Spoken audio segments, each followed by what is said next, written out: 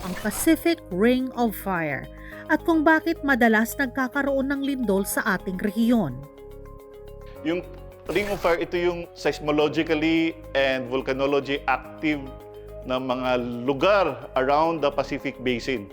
Ito nanggaling to from New Zealand and then it goes to island countries of Solomon and Tonga. And then pumasok ito sa Southeast Asia, including the Philippines. And then it goes to the North Philippines. Since kasama tayo sa Pacific Ring of Fire, we would expect earthquakes and volcanic eruptions and even tsunamis from time to time.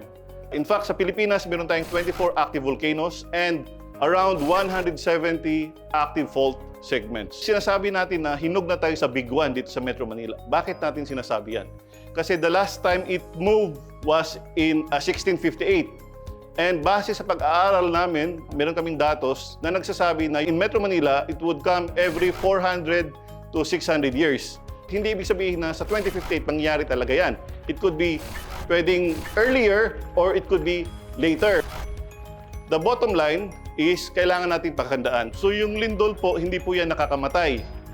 It's the collapse of human-built structures. So kailangan nating sundin ang building code. Earthquakes are random events, hindi yan na-predict. So we really have to prepare. And preparedness, hindi lang yan trabaho ng FIVOX. It is everyone's collective duty to prepare.